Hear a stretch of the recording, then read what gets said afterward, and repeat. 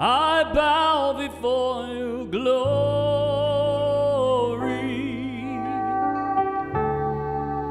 Lord, I worship at your throne. For you alone are holy.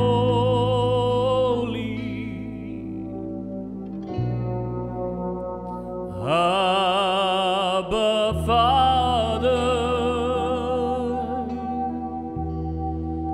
I bow before your glory.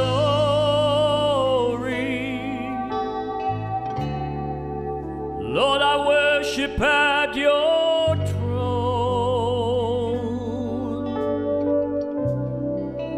For you alone are holy.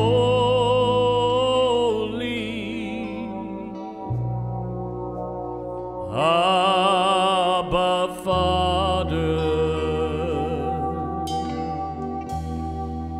for no one else, my Lord, can satisfy the longing of my heart.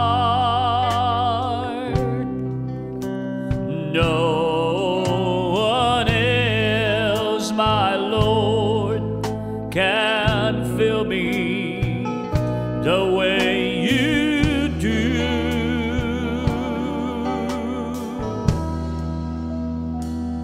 And so I come into your presence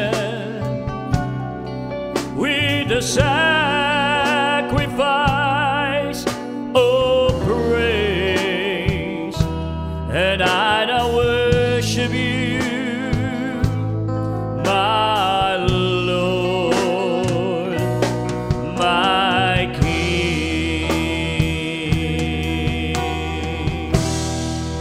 I bow before your glory.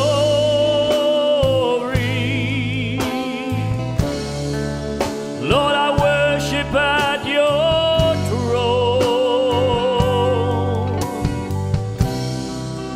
For you alone are holy.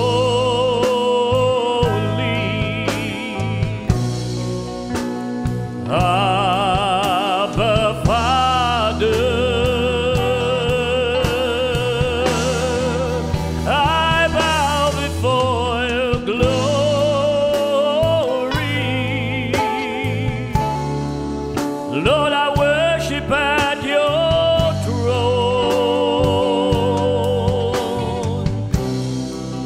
For you alone are holy.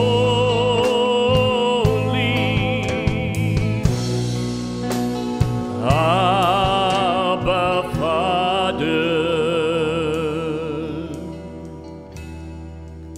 for no one else, my Lord, can satisfy the longing of my heart. No one else, my Lord, can fill me the way you do.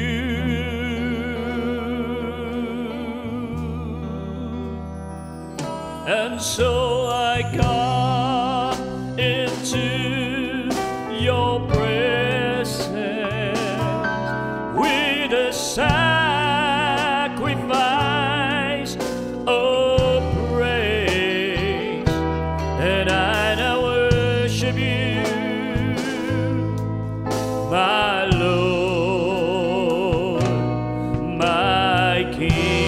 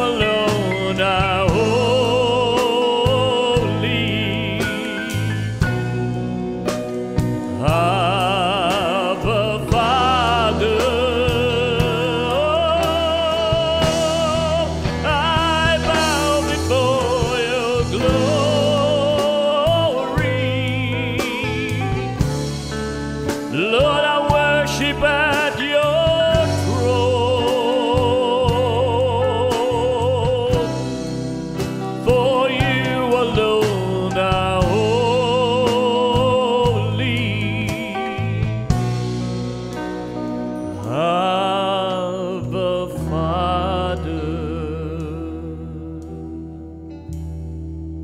I bow before your glory.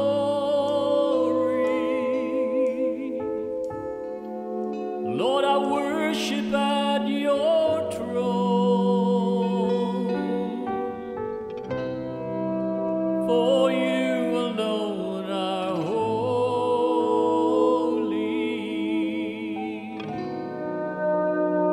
Abba, Father, I bow before your glory. Lord, I worship at your throne.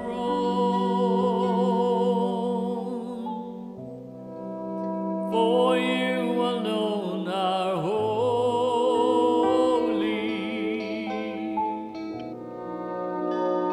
Abba, Father.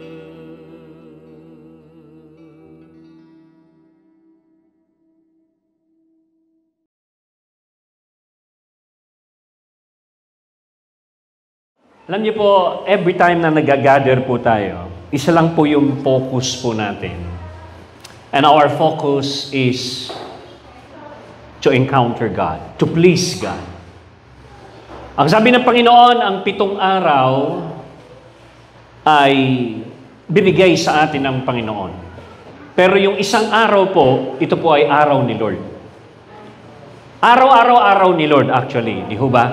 Pero sa Israel po, meron pong isang particular na araw na ang tawag po ay Sabat. Yun po yung Sabado. Actually, sa ating mga hentil, hindi po Sabado yung ating pagsamba, ginawang linggo. No? So, pero ganun pa man, ang Diyos ng Sabat, ang Lord of Sabat ay ating Panginoon. Now, yung buong Sabat sa Israel, nung nandun po ako, ay nagsisimula ng Friday ng gabi, matatapos ng Saturday ng gabi. 24 hours po talaga yon. Sa atin po, minsan yung Sabat natin ng Sunday hanggang alas 12 lang. No? 3 hours lang. Nakasabat ka na. Pero hindi po ganun eh. Yung buong araw na 24 hours talaga, kung biblically speaking, na susundin po natin, 24 na oras na selebrasyon para sa hari. Para sa ating pong Panginoon. Amen? At yung araw pong yon, hindi po araw ng tao. This is the Lord's Day. Araw po ni Lord. Sabi mo sa iyong katabi, araw ni Lord to. Okay. So, ibig sabihin, yung Monday sa atin, hanggang Saturday, nagtatrabaho po tayo, busy po tayo sa mundo, sa pagkakakitaan, sa mga business po natin. Pero pagdating ng Sunday, we gather together with such an excitement na kung saan excited tayo na ibalik ang mga papuri at pasasalamat sa 6 na araw na pinagpala tayo ng Panginoon, pinakain tayo ng Panginoon, iningatan ng Panginoon, at lahat ng mga detalye na hindi mo pa alam na ikaw ay prinoteksyonan ng Panginoon sa gawa ng kaaway, at sa loob ng 1 linggo, ngayon ay nakabalik ka rito, buhay na buhay, at ikaw ay narito para magpuri at magbigay ng pasasalamat sa ating Panginoon. Amen? Palakpakan po natin ang Diyos. Now, alam niyo po ba, sa kaharian, ang isa sa pinakamataas na honor ay walang iba kung hindi po pagsamba. Pagdating naman po sa hukuman, pagpapasok na po ang judge, hindi ka pwedeng nakaupo. Pagpasok ng judge sa isang korte, lahat ay tatayo. In honor for the judge. Ngayon naman po, sa pagsamba, sa langit, yung 24 elders, nagbabow down and they cast their crown at the foot of the King of Kings and the Lord of Lords. That's an honor. So makikita po natin, ang sabi po ng Biblia, those who honor me, I will honor them. Yung ako ay ino-honor, i-honor ko rin naman sila. Kaya po yung Book of Malachi, hindi po yung Book of Tithes and Offering. It is a book of honor. It is a book of discussing how you worship God. Kaya po nagkaganon po ang Book of Malakay kasi napagod na po ang mga priest na ibigay ang standard na para sa Diyos. Nagsimula na po silang ibigay yung pong mga tupang duling, mga pilay ng mga hayop para ialay sa Diyos. Ibig sabihin, napagod sila na i-maintain ang standard, ang quality ng pagsamba para kay Lord. Sabi mo sa iyong katabi, kumusta na ang quality ng pagsamba mo kay Lord? Alam niyo, pagka minsan gusto natin ng quality na sapatos, mataas ang presyo niyan, mga 6,000, 7,000. Di ba? Pinag-iipunan natin yan para lamang makatikim ng mataas na kalidad na produkto. But how much more na ang ating pong Panginoon? Sinabi po ng Jeremiah o ng Psalm 29, give unto the Lord, ascribe unto the Lord praises and thanksgiving. Give unto the Lord the glory that is due to His name. Ano po yung due to His name? Ano po yung nararapat? Yung kanta po natin kanina, nararapat kang purihin. Nararapat kang luwalhatiin. Ano yung nararapat? Ano yung standard? So the moment na bumaba po yung standard ng pagsamba natin sa ating Panginoon, isa lang po ang maaring dahilan nun. Maaring napagod ka na bayaran ang presyo ng pagsamba at pagpaparangal para sa hari. Tandaan po ninyo, ang hinahanap po ng Panginoon ay hindi po manganganta. Ang hinahanap niya po ay mananamba. Ang Diyos ay Espiritu. Kaya siya ay dapat sambahin sa Espiritu at katotohanan. Amen? Pag sinabi pong sambahin siya sa Espiritu, ang ibig sabihin po nun, konektado ka, yung Espiritu mo at Espiritu ni Lord, nagko-connect. Kapag ang Espiritu mo at Espiritu ni Lord, hindi nagko-connect, ang ibig sabihin nun, posible lang tayong kumakanta, pero hindi tayo nagko-connect. Anything that is not connected with God, hindi ka talaga nakakasamba. Itong ilaw na yan, kaya nag-iilaw yan, nagliliwanag yan, konektado yan sa invisible power ng Holy Spirit, ng kapangyarihan ng kuryente. Wala pang nakakakita sa kuryente, pero nararamdaman mo ang kuryente. Ganon din ang Diyos. Walang nakakakita sa Diyos, ngunit nararamdaman mo ang Diyos. Kaya, napaka-importante, kanina sinasabi ni Ma'am, you need to be what? Connected. So you need to be connected to what? To the Spirit of the living God. So what is worship? Worship is the ability to connect our spirit to the Spirit of the living God. Kapag wala pong koneksyon, nakarating lang po tayo sa lugar, nalong ka lang sa loob ng building, pero wala ka sa kingdom. Sabi ng Panginoon, seek ye first the kingdom. Pag sinabi pong kingdom, hindi po ito yung church service. Hindi po ito yung program sa church. Pag sinabi pong kingdom, ay hinahangad mo na ikaw ay pagharian. Pag sinasabi mong, kung sasabihin po natin sa example, kung ang kuryente ay kingdom, kapag na-connect ka sa kingdom, hindi pwedeng hindi ka mangisay.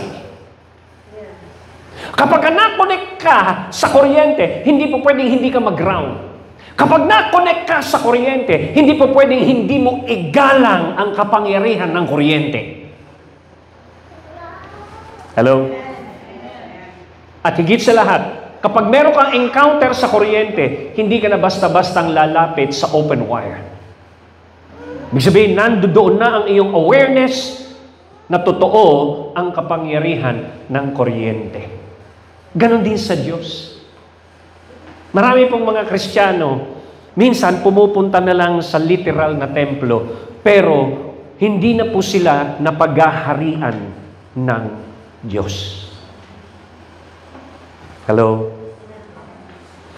Naalala po ba niyo sinabi ng Panginoon, lahat ng konektado sa Kanya? Ano sinasabi niya? Sabi po ng Biblia, sabi po ni Pablo, they are being changed from glory to glory. Ibig sabihin, progressive ang pagbabago. Hindi po yan nag-i-stay sa isang level. Sino po rito may asawa? Taas ang kamay. Okay. Nung kayo ay nililigawan, gaano ka-passionate yun ang liligaw sa inyo noon? Napaka-passionate, di ba? Mag-uusap kayo doon sa Jollibee or sa anumang restaurant. And then pag uwi niya, tatawag pa uli sa telepono, nakauwi ka na ba? Kumusta ka na? Meron mo ganun katindi, ganun kalagkit, ganun kalalim. Hanggang sa nagkaroon ng anak, 2 anak, hanggang sa mapapansin mo, unti-unting nagre-regress yung relationship. Hanggang sa yung babae, tagaluto na lang, tagalaban na lang, tagalinis na lang, tagapalengke na lang, tagaturo na lang, doon saan? Sa kanyang mga anak. Yun ang kanyang trabaho. Yung asawa naman, tagahanap ng pera, hanggang sa wala na silang quality time na mag-asawa, para na lang, ginagawa nila para lang sa kinabukasan.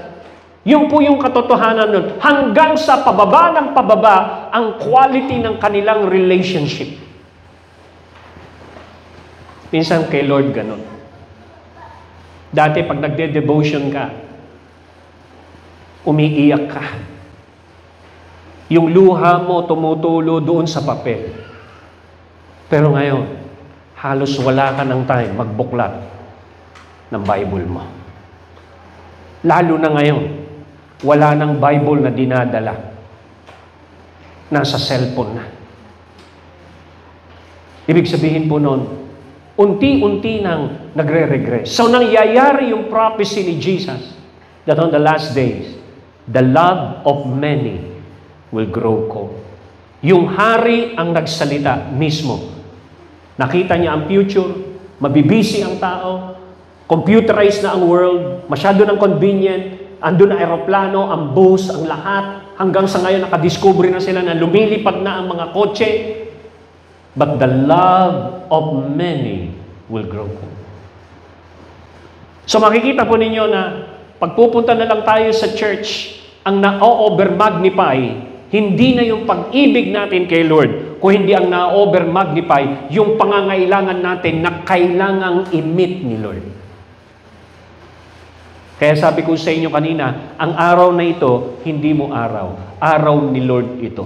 Para ito yung araw na i-appreciate yung ginawa niyang kabutihan mula Lunes hanggang Sabado. Pagdating mo rito, excited kang pumalakpak, excited kang magtaas ng kamay, excited kang tumalon, excited kang mag-celebrate.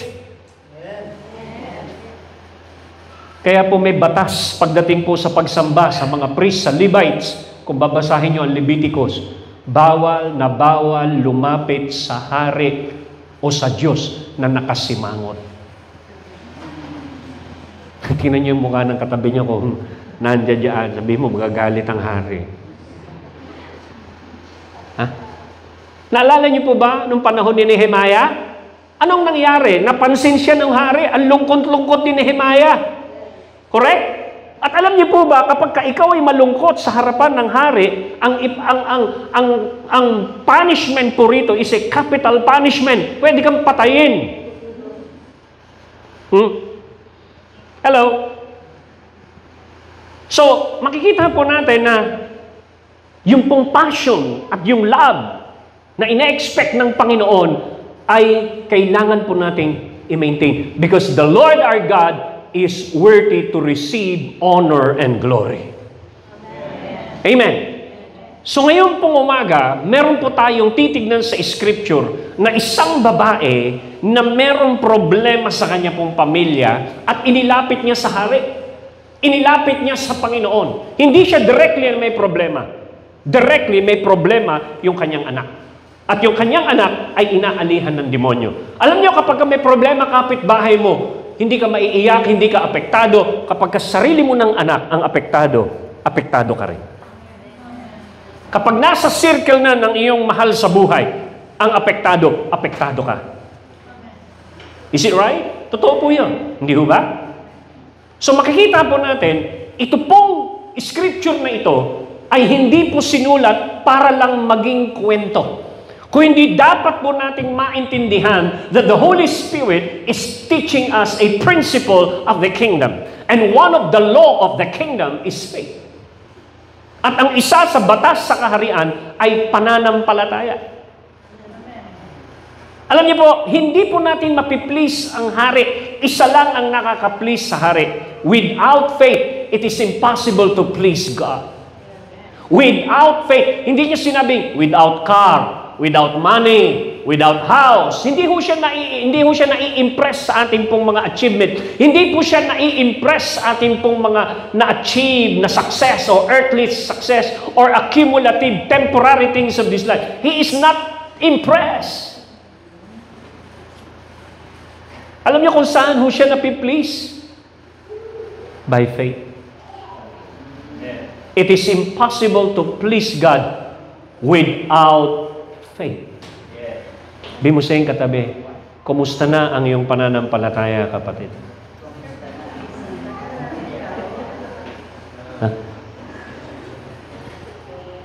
Umaandar pa ba? Nag-aapoy pa ba? Or hindi na ho tayo nahahamon na manampalataya? So let us see dito po sa ating pong title, Breaking Through in God. Bakit kaya breaking through in God? Kasi hindi lahat nakaka-break through kay Lord. Hallelujah. Hindi lahat nakaka-break through kay Lord. Merong mga tao sa panahon ng ating pong Panginoon, katulad po ng mga Pariseo. Itong mga Pariseyong to, halos 100% ang attendance sa mga gathering ni Lord. Pero hindi po sila nakaka-breakthrough. Sila po yung consistent critics ni Lord. Sila po yung nandun sa crowd na nakikinig para mag-antay na magkamali si Jesus. Hello? Minsan po ganon. 10 years, binamasdan yung pastor. Tingnan natin, baka sa ika-10 taon magkamali si pastor. Hello? So makikita po natin ang nagmastermind ng kamatayan ni Jesus ay mga Pariseo. Ano po yung papatay sa movement ng Panginoon sa loob ng church? Hindi po yung tao na nasa labas, yung tao na nasa loob, na na-infectionan ng tinatawag na religious spirit. At ito pong mga religious spirit na ito ay mga espiritu na naging familiar na sila kung ano nangyayari sa loob ng church ng 5 taon, 4 na taon, 10 taon. Kaya kapag merong pagbabago na nangyayari sa loob ng church, hindi sila agad-agad na yayakapin yung pagbabago na gusto mangyari ng Holy Spirit. Kasi hindi na sila pamilyar.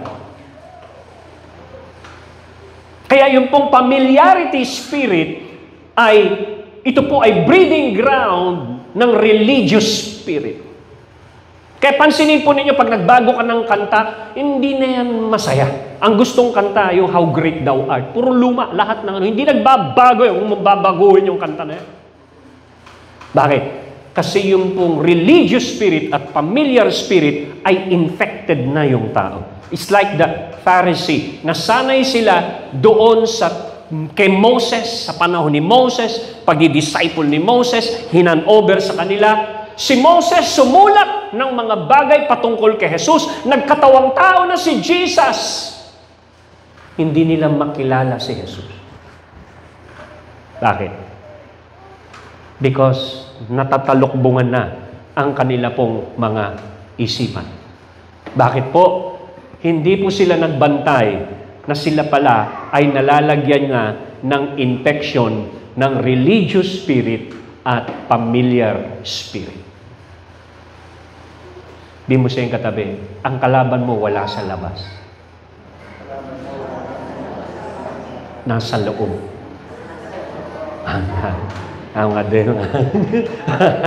Kaya kailangan maging aware po tayo. sa mga nangyayari. Dahil pag hindi po tayo naging aware sa mga nangyayari, napakadelikado. Okay? Sabi mo sa iyong katabi, sabi ni Lord, magbantayan tayo. Marami tayong dapat bantayan. Di ba? Marami tayong dapat bantayan para hindi tayo mahulog sa pagiging religious at tayo mismo ay gamitin ng kaaway para patayin ang apoy sa loob ng kanyang iglesia or church or ecclesia, the embassy of the kingdom on earth. Okay, tignan po natin yung pong verse na ito. Okay, Matthew 15:22, and behold, a woman who was Canaanite from the district came out with a loud, troublesomely, urgently cry, "Beg, have mercy on me, O Lord, Son of David. My daughter is miserably and distressingly and cruelly possessed by a demon." So makikita po natin dito, dinescribe ng word ng isang babae na hindi Hudyo. Siya po ay Canaanite. Canaanite. Sa district pong yon, siya po ay nagsisigaw, trouble po siya, urgency po siya, at nag-iiyak, at nagmamakaawa, at nagsisigaw, "Have mercy on me, O Lord, Son of David. My daughter is miserably and distressingly and cruelly possessed by a demon." Sabi ko nga sa inyo, kung kapitbahay mo ang may lagnat, hindi ka apektado. Pero kung sarili mong anak at kapamilya ang apektado, hindi pwedeng hindi ka maapektuhan.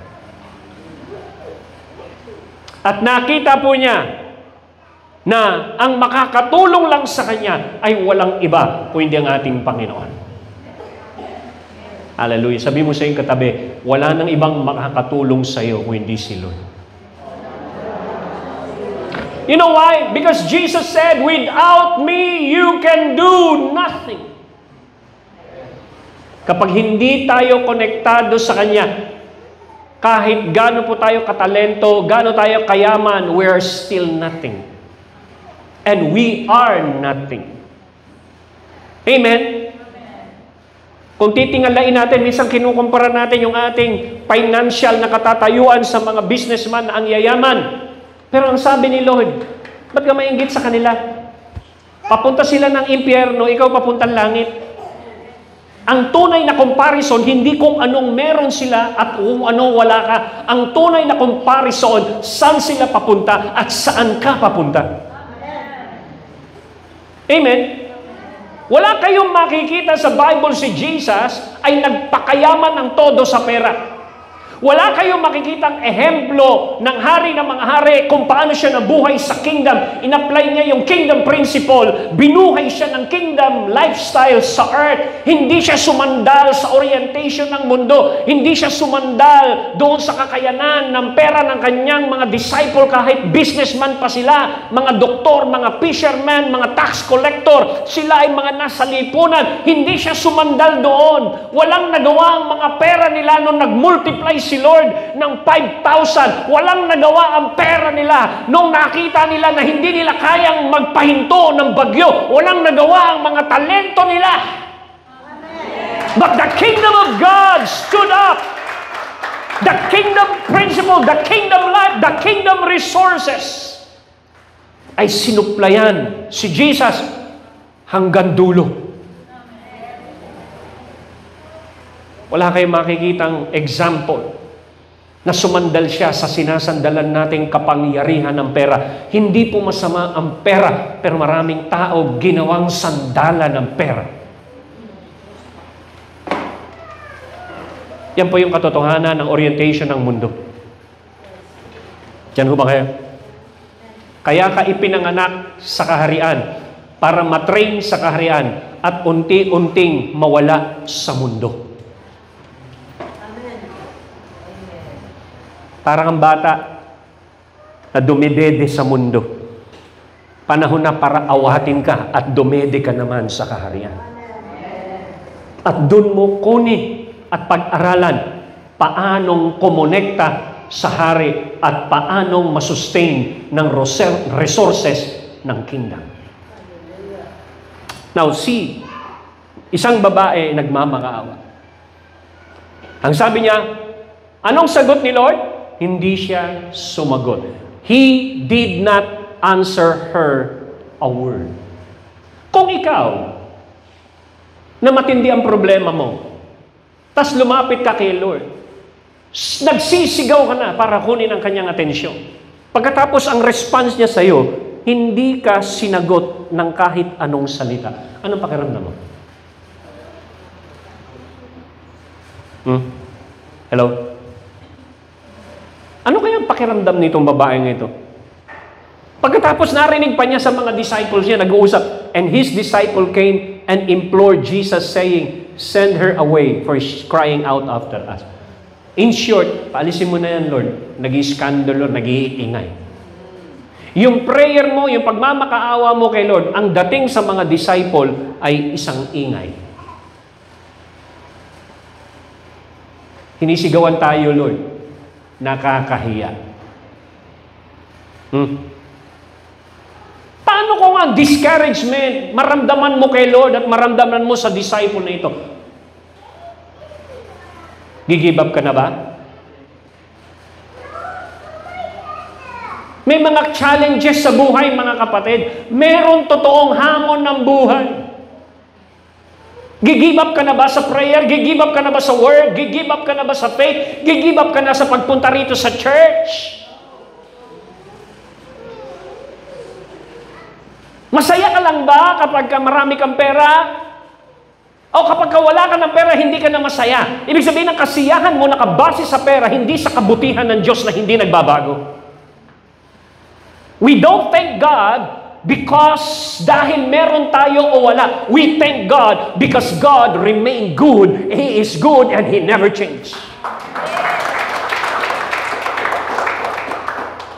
Ang basihan ng ating pasasalamat, hindi dahil sa ating physical na kondisyon o sitwasyon. Ang basihan ng ating pasasalamat, ang ating Diyos ay mabuti at siya ay karapat dapat tumanggap ng lahat ng mga papuri at pasasalamat.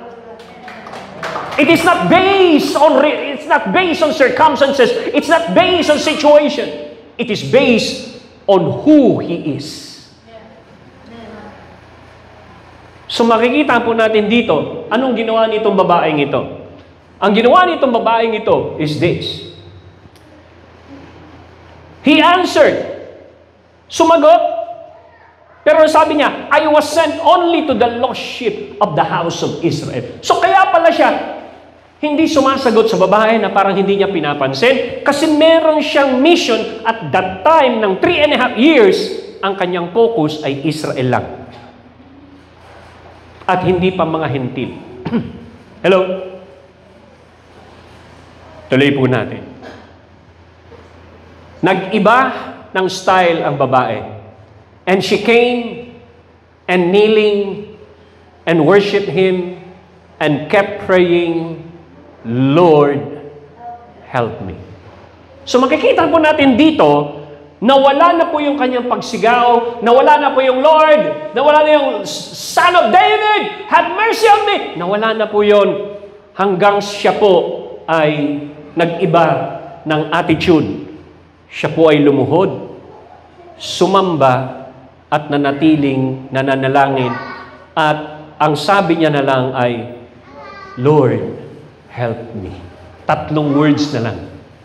Wala na yung mga borloloy ng nakikigaya na mga statement ng iba. Son of David! Son of David! Nakiki-son of David siya. Eh hindi naman siya Hudyo. Canaanite woman siya. So maliwanag na nakikigaya lang siya ng termino at marami sa church nakiki-hallelujah lang.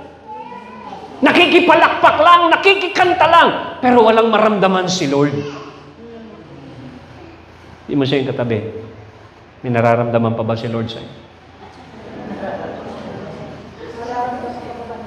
Ha? Naunan niyo yun?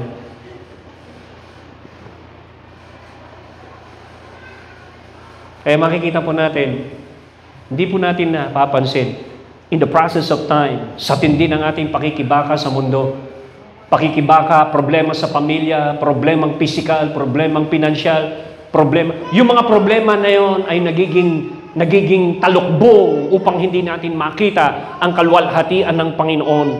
Kaya nga nakukurap ang ating pong mga pag-iisip dahil sa mga bagay pong ito. Itong babaeng ito, makita niya si Jesus nagsisigaw, "Jesus, Son of David, have mercy on me! Yung anak ko may demonyo! Tulungan mo ako!" Pag dumating ho ba si President Marcos dito, magsisigaw kayo? "Marcos, tulungan mo ako! Meron akong pambayad! Wala na akong pambayad sa kuryente! Wala na akong pambayad sa tuition! Wala na akong pambayad! Maiinit ang bahay namin! Mapuputulan kami ng kuryente! Bongbong Marcos! Tulungan mo kami!" Sa palagay mo, tutulungan ka?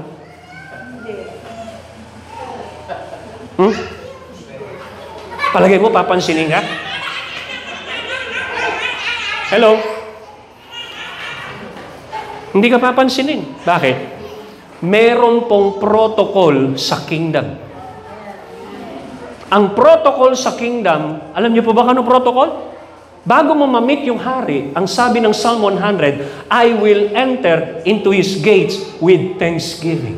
Hindi ka puro sigaw. Hindi yung ino-over-magnify mo yung pangangailangan mo.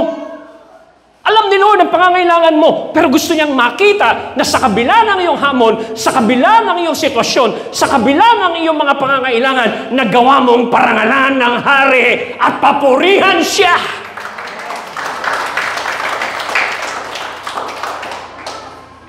So hindi ka binulag ng iyong sitwasyon.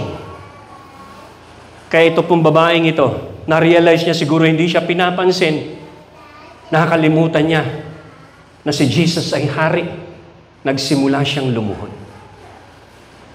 Nagsimula siyang magpakumbaba. Nagsimula siyang sumamba. Nagsimula siyang manalangin. At kung ano yung nasa puso niya, hindi na ho siya nagsisigaw. Sinabi niya lang, "Lord, pwede bang tulungan mo ako?" Hallelujah.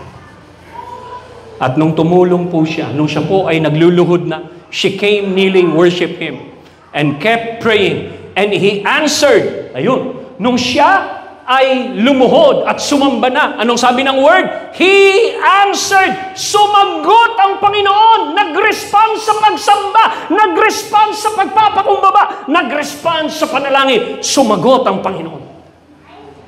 Kaya lang, hindi po positive ang narinig ng babae. Ang narinig niya ay negative. It is not right or proper or become fair to take the children's bread and throw it to the little dogs. Kung ganyan po ang maririnig niyo sa bibig ng Panginoon, hindi ka pa ba madi-discourage? Isa kong matinding discouragement kung si Lord na ang magsasalita. Ang sinasabi niya, alam mo, ganito yan. May hinihingi ka. Humihingi ka ng healing. Pero yung hinihingi mo, para sa anak. Para sa Hudyo lang yun. Para sa mga metipan sa akin. Sa inyong mga hentil, hindi para sa inyo yan. So maliwanag, sarado pa talaga. Wala pa siyang access para sa healing. Bakit? Kasi hindi pa namamatay si Lord para sa hentil. Kaya ang hinihingi nitong babaeng ito ay tinapay para sa anak. Kung meron kang tipan kay Lord, kung tinanggap mo si Lord bilang Panginoon at tagapagligtas at hari ng iyong buhay, meron kang access sa tinapay. Ulitin ko po. Kung ikaw ay anak at tinanggap mo si Lord, meron kang access sa tinapay. Hallelujah. Are you here?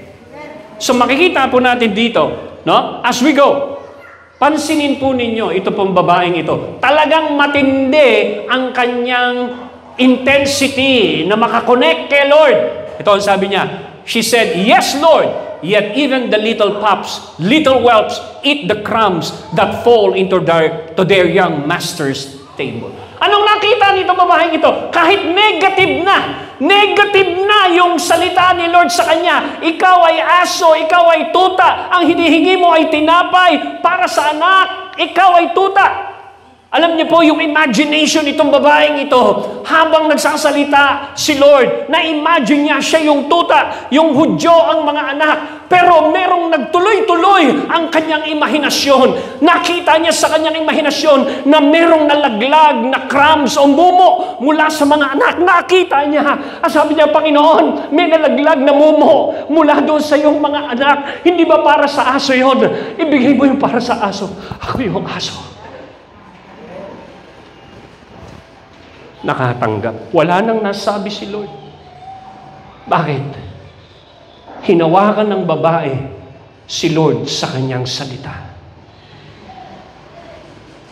Ikaw, paano mo pinangahawakan ng kanyang salita?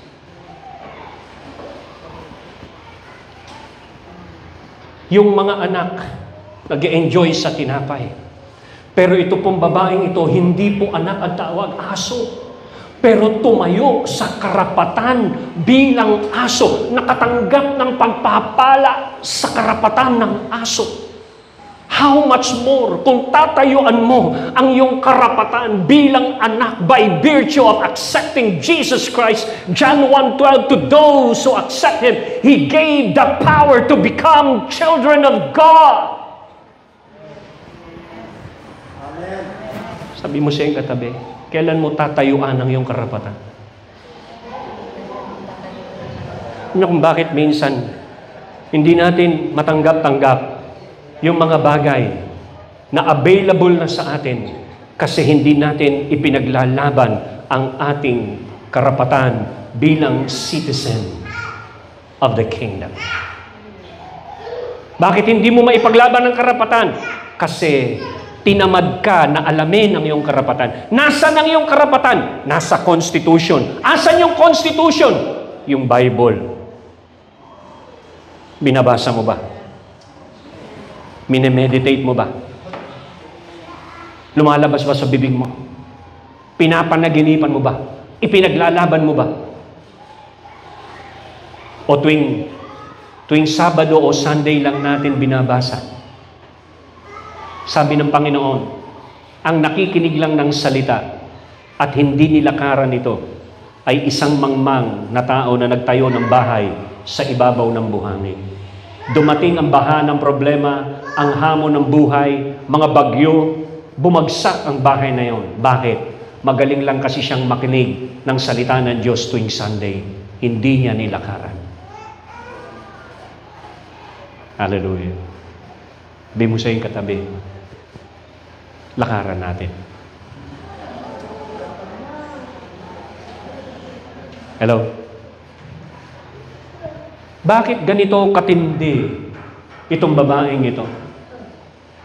Bakit hindi siya bumibitaw? Ang dami ng discouragement. Sabi niya, hindi ka anak, hayop ka, aso ka, hindi ka Hudyo. Sabi ng mga disciples na, paalisin mo na yan, Lord, ang ingay-ingay niyan. Hindi siya give up. Hallelujah. Sabi ng Bible, it is impossible to please God without faith. Ano ang nangyari dito sa babaeng? Then Jesus answered her, "O woman, great." Sa Greek word ng great means mega. Mega is your faith. Great is your faith. Be it done for you as you wish. And her daughter was cured from that moment. Hallelujah. Namangha si Lord. Hindi lang siya basta na-please, namangha siya sa kadakilaan ng pananampalataya ng babaeng ito. That's why the faith of this woman was substantiated immediately at that moment. Sapagkat ang kanyang pananampalataya ay merong bigat, merong substance. Faith is the substance of things hoped for and the evidence of things not seen. Yung substance ng pananampalataya nitong babaeng ito ay masyadong mabigat. Hindi kailangan ng isang linggo para mag-manifest ang healing. That moment, nag-manifest. Why? The substance is in a higher level quality. Hindi ko na may i-elaborate po sa inyo yung pong dynamic ng faith. Pero nakita natin sa babaeng ito how she demonstrate her faith. How she fought for her faith. How she is persistent to her faith. How she is consistently to what she is fighting for. What is faith?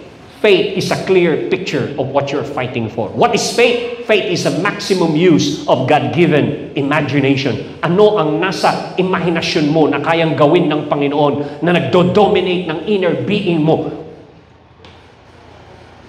That's faith. Kaya makikita po ninyo, ito pong nangyari.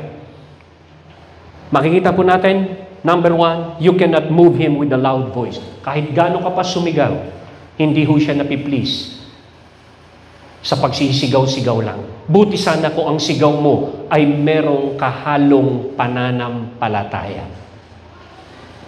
Kasi kung sigaw ka lang ng sigaw, walang substance ng faith, wala rin yan. Hello? Kaya po si Zacchaeus, si Zakaria, yung pong bulag, si Bartimeus, sigaw ng sigaw, pero yung sigaw na yon ay merong substance ng pananampalataya. Napahinto niya si Lord sa paglalakad. So hindi yun basta-basta. May substance yung sigaw ni Bartimeus. Ang unang weapon na inactivate nila Joshua sa labanan is the weapon of shout. Wasak ang Jericho. Kaya si Bartimeus nagsisigaw in the road towards Jericho. Sa kanyang pagsigaw, napahinto niya si Lord at nawasak ang kanyang pagkabulag. The shout of faith. Ito po babaeng ito, matindi ginawa niya. Mula sa pagsigaw, makita po natin, siya po isang Canaanite sa isang distrito. Sigaw siya ng sigaw, pero hindi mo basta-basta mapiplease si Lord sa sigaw. You can only please God with your faith. Sabi mo sa iyong katabi, God can only be pleased by faith. Number two, you cannot move Him with your urgency. Ang sinabi doon? With an urgent cry. Alam niyo, minsan kapag ikaw ay nag-urgent ka, no? Yung ba, para bang, alam mo yun, yung parang nagpapanik ka. Hindi mo po pwedeng i-manipulate, i-control, i-witchcraft si Lord ng iyong urgency. Hello? Naalala niyo si Jesus? Sinabihan ni Martha at Mary, ang sabi niya, ang kaibigan niyo si Lazarus, naghihingalo, may sakit, kailangan niyo magmadali. Ano? Pumunta ba kagad siya? Hindi siya namumove ng any kind of emergency. Meron siyang sariling panahon at oras. Nanatili pa si Lord doon sa kanyang lugar, 3 days, hanggang ika-4 na araw, pagbalik niya doon, si Lazarus patay na, 4 ng araw nang nakalibing. Ay, pero nung sinabi ni Lord kay Martha, Martha, if you only believe, you will see the glory of God. Sabi mo sa iyong katabi, continue to believe. And you will see the glory of God. So, ano nangyari after that? Binuhay si Lazarus. Hello? So, makikita po natin dito, hindi ho siya basta-basta nagagalaw. You cannot move him by copy terminology. Alam mo yung copy terminology? Son of David. Alam niyang Canaanite siya, pero nakikigamit pa siya ng Son of David. Hindi mo sa iyong katabi, hindi mamumove si Lord ng gaya-gaya. Meron mga gaya-gaya sa loob ng church. Di ba? Sabi ko nga sa inyo, si Jesus, hinipo siya ng dinudugong babae. Laylayan lang ang hinipo. Correct? May naramdaman si Lord. Tapos sabi ni Lord, sinong humipo sa akin? Sabi ng kanyang mga disciple, Lord, 5,000 yan, no? Nakikipagsiksikan sa atin. May nakahawak sa iyo, may nakahawak sa isang parte. Tapos ba't ka nagtatanong ng ganyan, sinong humipo sa iyo? Hindi siya tumigil. Sabi niya, sinong humipo sa akin? Sinong humipo sa akin? Bakit? Kasi maraming nakikihipo, pero walang maramdaman si Lord. Pero merong isa sa crowd na yung hipo na yon ay merong bigat at substance ng faith. Na hindi napansin na yung quality na yon ng kingdom na unlock ang grace na na kay Jesus. Dumalo yung kuryente at gumaling yung babae. Naka-breakthrough yung babae na yon. Ngayon, pinag-aaralan natin, paano naka-breakthrough itong babaeng ito? Hindi siya naka-breakthrough dahil tama ang kanyang terminology. Hindi po yan. We need to please God with our faith. Now, you cannot move Him by your need. Why? Sabi niya, my daughter is miserably and distressingly and cruelly possessed by a demon. Alam mo, kahit ang galing mong mag-orate, mag-describe ng iyong pangangailangan, God is not moved by your need. He is moved by faith. Hello? Amen? So, hindi porket marami kang need, si Lord, mamumove ng need mo. Hindi. Kailangan, in your need, i-acknowledge mo si Lord by your faith. It is impossible to please God without faith. Amen? Tingnan po ninyo. Panlima. You must overcome any form of discouragement. Nasaan ang discouragement? Sabi niya, He did not answer her a word. Sometimes nagpe-pray tayo, isang linggo na, minsan isang buwan na, isang taon na. Minsan may mga delay. Hanggang sa dumarating yung time, in the process of delay, meron ka ng pagko-question kay Lord at sinasabi mo kay Lord, Lord, naririnig mo ba ako? Anong gagawin mo kapag hindi siya nagbibigay sa iyo ng rema, ng word? Hello? Isuko ka na ba? Itong babaeng ito ay diretso pa rin. Hindi siya sumuko kahit negative na ang narinig niya kay Lord. Ay sabi mo sa iyong katabi, huwag ka susuko.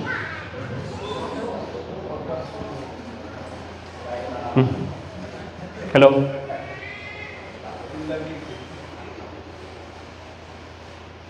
Dapat meron po tayong ganong klaseng puso. Ang dami na hong sumuko, ang dami na hong nanlamig, ang dami na hong nag-iba ng direksyon.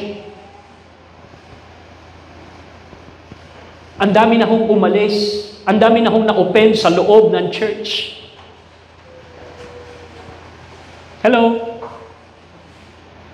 Amen? So hindi ka ang tingin mo na kay Lord, hindi doon sa maraming dahilan o excuses na nakaka-offend. Sa loob ng ating pamilya, perfecto ba pamilya natin? Meron tayong mga nakikita doon na gusto nating mabago, na hirap baguhin. Minsan uutusan mo lang, mali pa ang pagsunod, nakakainis. Hello? So minsan, si Lord, tinitignan niya, bakit merong delay? Bakit minsan merong delay? Tinitignan niya, baka meron ka pang option ng ibang Diyos? Meron ka bang plan B? O siya lang talaga ang plano mo? Hallelujah. Alam niyo yung babae na dinudugo? 12 years. Ang tagal. Tiniis niya ng 12 years, nandiyan naman si Jesus. Kasi, sinandalan muna niya yung magagawa ng pera bago lumapit kay Lord. Nung wala na siyang pera, saka naging bukas yung tenga niya. Ha? Si Lord nagpapagaling. Si Lord nagpapagaling. Bakit? Wala na kasing pera. Kaya minsan yung pera, nakakabingi, nakakabulag. Pag may pera ka, sasabihin ka, oy, mali yan. Hindi ka naman nirinig kasi mapera siya. Minsan yung mga peperang tigas ng ulo. Bingis sila. O di, mayaman. Lord, gusto kong magkaroon ng buhay na walang hanggan. Ano sabi ni Lord? Sundin mo to, ito. Ano sabi ng mayaman? Ano sabi ng mayaman? Lord, sinunod ko na mula bata pa ako. Ganun ba? O sige, ganito na lang gawin mo. Mayaman ka, di ba? Benta mo lahat ng yaman mo, bigay ka sa mahirap. Umalis yung mayaman, hindi nagpaalam kay Lord. Parang nabingi. O di ba nakakabingi yung yaman? Hindi mo siya yung katabi. Mag-ingat ka sa pagmamahal sa pera. Baka mabingi ka. Di ba? Hello? So, makikita natin dito na yung number 6. Ha?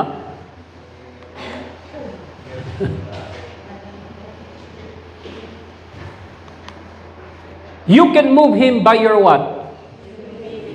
Nung nagsimula ng lumuhod yung babae, nagpakumbaba. Alam niyo sabi ng Panginoon, the Lord give grace to the humble, but He resists the proud. Nire-resist niya po yung mga nagmamataas. Ano ba minsan mga ginagamit ng kaaway sa atin? Bakit tayo nagmamataas? Matalino, mapera, merong natapos, maraming mga ari-arian. Di ba? Minsan yung ginagamit ng kaaway yun na mamagnify sa utak natin, kaya tayo ayaw makinig. Meron na tayong pride because of that. Alam niyo yung tinuturuan ng Panginoon? Hindi po yung mga mapagmataas. Ang tinuturuan ng Panginoon ng ways ng kingdom at kaparaanan ng kaharian ay yung mga nagpapakumbaba. Sabi sa Book of Psalms, the Lord will teach the humble. Sa 2 Chronicles 7:14, ang nakalagay po doon, if my people who are called by my name shall humble themselves. Nauna yung humble bago prayer. Hello? Praise God. Sabi mo sa iyong katabi, may natututunan ka ba? Alam niyo po, bago po tayo lumabas sa pintuang yan, i-allow natin ang Holy Spirit na tayo po ay naturuan at meron po tayong utak na determinadong magbago. Kung hindi mababago ang ating utak, hindi mababago ang ating buhay. Tandaan po ninyo yun. At ang isa sa dahilan bakit hindi tayo maturuan ni Lord, dahil sa ating pong pagmamataas. Akala natin na abot na natin yung pinakamatindi, pero wala pa ho tayo may pagmamalaki kay Lord. Dapat makultivate po natin yung kababaang loob. Alam niyo kung kanino ibinigay yung kingdom? Blessed are those who are poor in the spirit, for there is the kingdom. Bakit na-attract ng poor in the spirit yung kingdom? Bakit napunta sa kanya yung kingdom? Bakit siya pinagharian ng kingdom? Because of the poor in the spirit. What is poor in the spirit? Hindi po yung poor in finances. Pag sinabing poor in the spirit, para po siyang sanggol na wala siyang kakayanan, that yung sanggol na yon ay totally dependent sa kanyang nanay. So what is poor in the spirit is totally dependent on God. Bagamat may pera ka, you don't depend on your money, you depend on God. Bagamat meron kang skills and talents, you don't depend on skills and talent, you depend on God. Blessed are those who are poor in the spirit. There is the kingdom of God. So meron pong mga batas bakit nagmamanifest ang paghahari ng Diyos sa isang tao, sa isang church, sa isang community, sa isang region. Bakit nabubuksan ang langit? Nabuksan ang langit sa panahon ni Jesus. Nagpakumbaba si Jesus kay John the Baptist. Sabi ni John the Baptist, ako dapat ang ibaptize mo. Bakit nagpunta ka sa akin dito para ibaptize kita? That's humility. Then, the heaven open. Bukas ang langit sa mga nagpapakumbaba. Pero kapag tayo po ay nagmamataas at meron po tayong sakit na acne, alam niyo yung sakit na acne, A-K-N-Y? Acne. Ang ibig sabihin ng acne ay, alam ko na yan. Yung mga ganong klaseng utak, alam ko na yan. Eh, pinagsasabi ni pastor, alam ko na yan. Di ba? Pero pansinin po ninyo, ito pong babaeng ito, nung magsimulang lumuhod, na-touch sila. Because the essence of the kingdom is submission to the king. Jesus submitted His life from birth hanggang cross, hanggang kamatayan. He submit to the Father. Lagi niyang sinasabi, it is not my will be done. Let your will be done. Amen? So makikita po natin dito, pang-pito, as we close. You can move Him by your worship and persistent prayer. But she came kneeling, worshiped Him, and kept praying. Hindi siya sumuko sa pagsamba. Hindi siya sumuko sa panalangin. Nandun pa rin siya sa prayer meeting. Hallelujah. Anong araw ang prayer meeting niyo? Anong araw po ang prayer meeting niyo? Dito po, may prayer chain. Sa bawat bahay. Maganda po yun. Alam niyo po, kahit araw-arawin natin ang mga spiritual activity kung walang pagpapakumbaba, wala ring kwenta ang mga prayer meeting natin. Parang sa Book of Amos, sabi ni Lord sa Book of Amos, away with me with your song and with your hymn. Bakit? Naging ingay na lang sa tenga ni Lord. Bakit? Kasi yung kanilang mga awitin ay walang righteousness. Kasi ang sabi niya, I want righteousness to flow like a river. Anong righteousness? Right standing with God. Saan mo makukuha yung right standing with God? It is a product of breakthrough ng intimacy.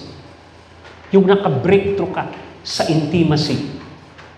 Dahil magsasalita si Lord sa iyo. At yung sasabihin niya sa iyo, yun yung pundasyon ng righteousness pag ginawa mo. Hello? Naintindihan po natin?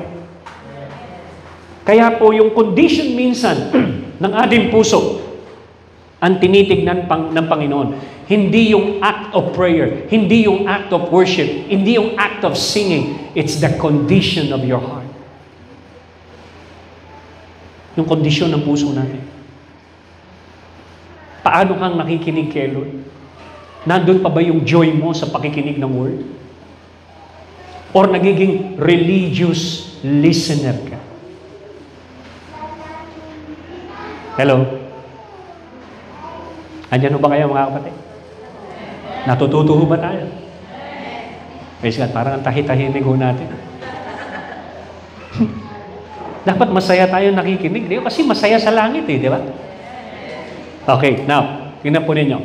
Yung pong pangwalo, you can touch Him by your what? Relationship.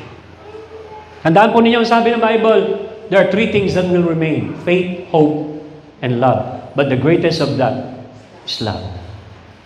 Relationship. Alam nyo, yung maliit kong bata, yung bunso, minsan hindi nagpapabili ng Jollibee yun. Hihilain yung kamay ko papuntang Jollibee. Hindi siya nagpapabili. Daddy, halika.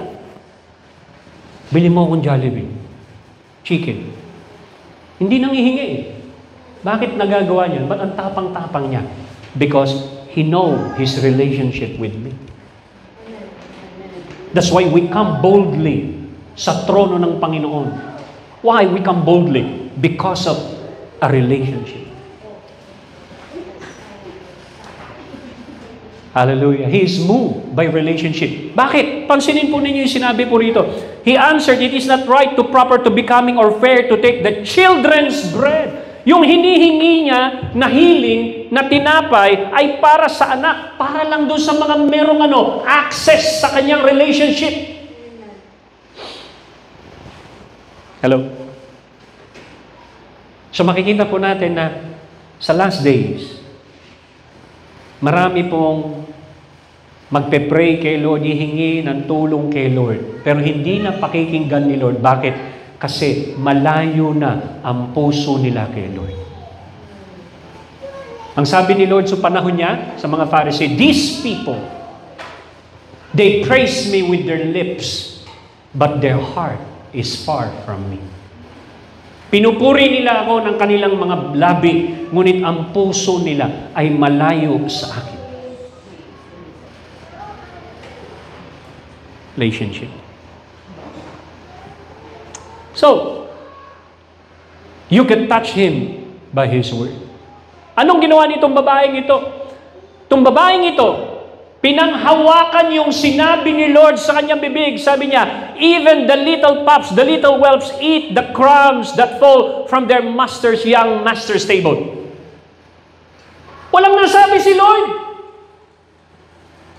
Pinaniwalaan niya yung sinabi ni Lord. You see, that is the point of miracle that can take place to anyone, anybody, any place. The moment you take God by His Word, na alam mo na ito ay sinabi ng Panginoon sa iyo, you have the foundation of faith. For faith comes by hearing, and hearing the Word of God. Man shall not live by bread alone, but by every word that comes from the mouth of God. The moment you receive a rhema, that is the point of miracle for your life. Meron kang pinangahawakan. Pwede mo nang hawakan ng hindi nahahawakan na Diyos by His Word. The invisible God can now be catch. Pwede mo nang matouch ang invisible God. How? You can hold the invisible God by holding His Word. In the beginning was the Word. The Word was with God, and the Word was God, and the Word became flesh.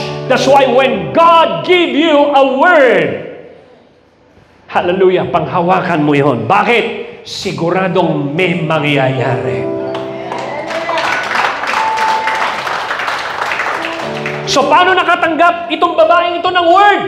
Hindi siya tumigil sa prayer. Hindi siya tumigil magpakumbaba. Hindi siya tumigil sumamba.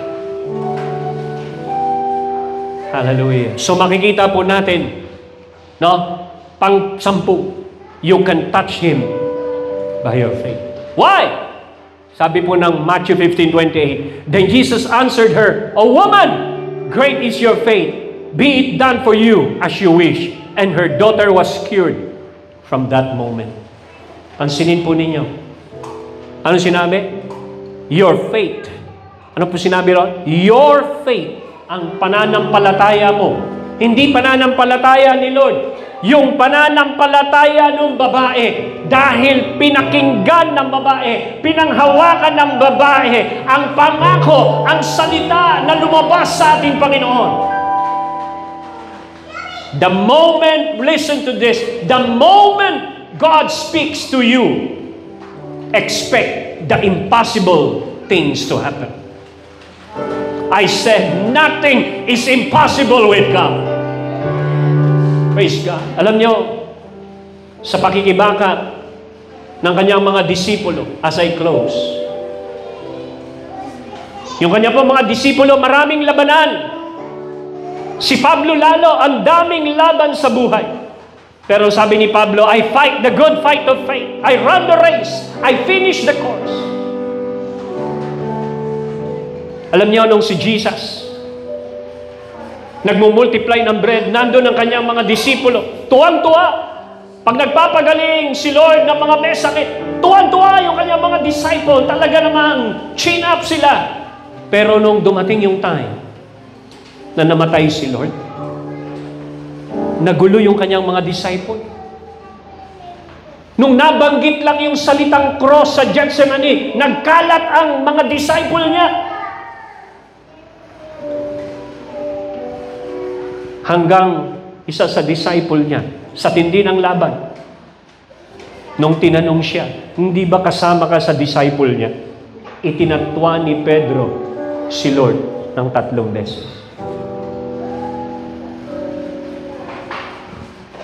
Kaya't nung 3 araw ng patay si Lord, 3 araw na silang gutom, 3 araw na nalilito, Bili mo, tatlong taon tinuruan ng Panginoon ng mga himala, nagpalayas ng demonyo, 3 taon, nakakain ng tinapay, 3 taon, nakaranas ng victory, kahit saan sila magpunta, mga demonyo umaalis, nayayanig ang mga syudad. Every time na pupunta sa isang teritoryo, they impacted that territory because Jesus is with them.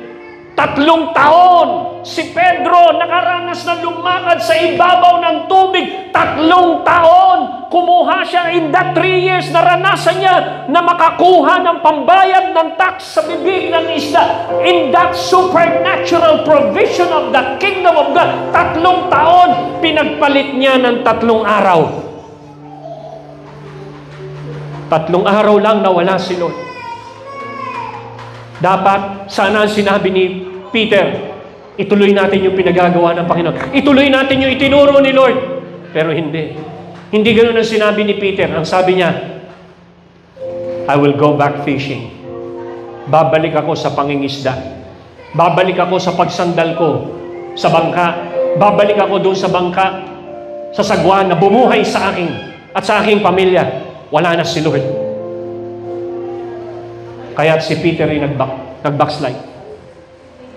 Kasama pa si John. Sabi ni John, sama ako. At noong Resurrection Sunday na, nandun sila, nang huhuli ng isda. Si Jesus, buhay na. Naglalakad sa dalampasigan. At ang una niyang pinuntahan ay si Peter. At huling-huli niya si Peter, nandoon sa iniwanan niyang bangka. Pero si Jesus, hindi siya kinokondem. Ang sabi niya, mga anak! Alam mo, kahit nasa backsliding ka na, anak pa rin ang tawag sa'yo. Mga anak! May huli ba kayo? Alam niyo, hindi na ma-discern ni Peter dahil nag-backslide siya. Hindi niya na ma-discern si Jesus. Ang sabi niya, wala! Pagkatapos nagsalita uli si Jesus, ihulog ninyo ang inyong lambat sa kanan. Bakit kaya kanan? Kasi nangangaliwa sila. Alam mo, pag nag-backslide ka, minahal mo ang mundo. That is spiritual adultery. Ang nagmamahal sa mundo ay walang pag-ibig ng Ama. Ihulog mo sa kanan o tama. Ang English ng kanan ay right. At yun din ang ibig sabihin ng tama. Tumama ka na. Itama mo na ang sarili mo. Bakit? Dahil itinama ka na ni Lord. Ayusin mo na ang iyong sarili dahil matagal ka nang inayos sa krus. Hallelujah. So what happened after that? Pagkuha ng lambat, hindi halos mabuhat ni Peter at ni John yung isda sa dami. Alam niyo sabi, si John nakadiscern. Kasi si John yung mas malapit sa puso. Sabi ni John, Peter, kuya, di ba ganito yung unang pagkikita natin ni Lord? Si Lord yun! Nung sinabi niyang si Lord, alam niya si Peter, biglang lumangoy. Nagsuot lang ng tunic, lumangoy. Naalala niyo yung senaryo, lumangoy siya. Tapos iniwan niya si John. Tapos pagod na pagod. Bakit siya pagod na pagod? Kasi ba naman sinipsip ng tubig yung kanyang suot na damit? Kasi pagka naliligo ka, di ba, hubad-hubad ka para siya nung naligo, nagsuot. Baliktad na talaga, wala na talaga sa matinong pag-iisip si Peter at that time. Pag backslider ka na, wala ka na sa tamang pag-iisip. Kung nag-iisip si John, bakit siya tumalo? May bangka naman. Di ba? Hanggang sa nakarating si Peter sa dalampasigan. Pagdating niya doon, ano nangyari? Nagluluto na, nag-iihaw na si Lord. Bray mo, nangihihuli ka pa lang ng isda. Si Lord, naghahanda na ng pagkain para sa iyo. Napaka-sweet naman ni Lord. Backslider, nilulutuan ka pa ng pagkain. Nanlalamig. Sinasabi ko, nasa ng resources. Nasa kanan yung resources. Nasa kanan yung provision. Nasa state of backsliding. Hallelujah. Sabi ng Bible, Christ died for us while we were yet sinners. Minahal ka ng Diyos kahit nung ikaw ay makasalanan pa. Hanggang sa dumating yung time, inantay ni Lord si John na makarating. At ito ang sabi niya kay Peter, brinake ni Lord yung silence. Ano yung pagka-silence niya? Nung dumating si John, ano sinabi niya? Bigyan niyo ako ng huli niyo. Correct? At binigyan siya ng huli. So in the middle ng kanilang pagkain, brinake ni Jesus yung silence. At siya na ang nagsabi kay Peter, Peter, mahal mo ba ako kaysa mga ito? Do you love me more than this? Saan? Dito. Sa bangka mo. Sabi ni Peter, Lord, alam niyo mahal kita. Kung mahal mo ako, pwede ba? Huwag ka muna mag-abroad. Pakainin mo yung tupak mo. Pangalawang tanong, Peter, son of Jonah, mahal mo ba ako? Ano sabi niya? Yes, Lord, mahal kita. Kesa dyan, sa lambat mo. Ano sabi niya? Lagaan mo muna yung worship team ko. Huwag ka muna maging busy sa trabaho. Yung worship team ko, bumababa quality, nanlalamig. Pangatlo, Peter, son of Jonah, do you love me? Alam niya, medyo manghiyak-ngiyak na si Peter at that time. Kasi 3 beses na siyang tinatanong. Ang sabi ni Peter, Lord, alam mo naman. Nakilala mo. Sabi ni Lord, pakainin mo ang tupa ko. Yung Bible study ko. Yung prayer meeting. Ayusin mo devotion. Kaya sabi ni Lord, sige, Peter, baka sabihin mo, kinokontrol kita. Hindi kahirapan ng pagsunod sa akin, Peter. 3 taong kita, hindi ka ng isda, hindi ka nagkulang. 3 taon kitang pinakain, kasama ng mga iba mong mga disipulo. Hindi kita pinagkulang, sobra-sobra. Peter, makinig ka. Gusto kong intindihin mo itong sasabihin ko sa iyo. Sabi ni Lord, kakantahan na lang kita para maintindihan mo. Itong sabi ni Peter kay Lord, lumayo ka man sa akin at ako'y iyong limutin. Sabi ni Lord sa kanya, masakit man sa damdamin.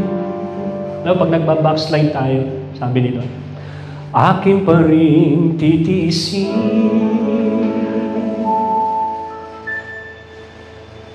Mga lumipas na prayer meeting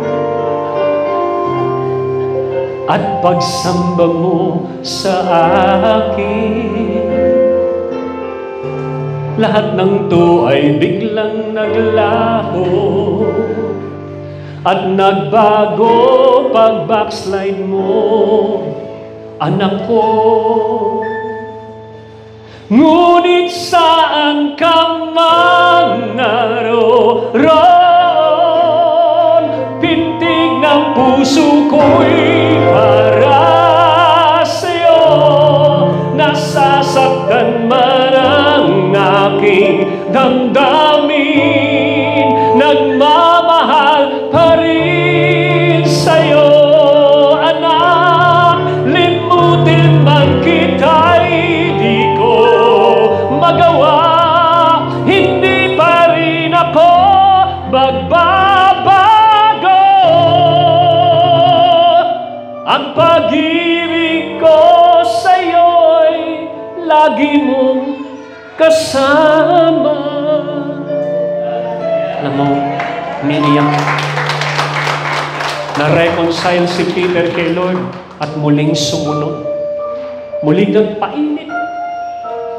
There are times in our life, dahil sa mga hamon ng buhay, tinatago lang natin ng ating mga smile, but inside, the Lord sees it. You're hurting. At nandun na, nakukulangan ka na. You feel it. You cannot deny what is inside. Pero sabi ni Lord, why don't you come to me now? Why don't you renew your passion? Renew your first love. Na hindi tayo madatnan sa kanyang pagdating na tayo'y lukwang, kundi tayo po'y nag-aumapoy ng pag-ibig ng passion. Nag-uumapoy. Natatouch natin siya. I believe this is the time that we could say to Him, Lord, tinatanggal ko lahat ng aking maskara. Lumalapit ako sa iyo. Lumalapit ako sa iyo. Bring back the passion. If that is the prayer of your heart, why don't you come to Him and say, Lord, I come to you. I come to you in humility, in worship. I come to you. Oh God, in the name of Jesus right now, why don't you lift your hands right now? You begin to pray. Begin to praise Him. And you begin to worship Him right now. If you have the prayer language of the Holy Spirit, you begin to pray. Hallelujah, like never before. Lord, we cry out for your anointing. Break every spirit. Break every yoke. Break every lukewarmness in the name of Jesus. Break every indifference right now. Oh God. Oh God. Oh, pray in the Spirit. Do you have a prayer language? Feel in the name of Jesus. Minsan nararamdaman mo yung bigat. You just close your eyes and sing. Because people are not flowing in the Spirit. You're crying out. You're hurting. Hallelujah.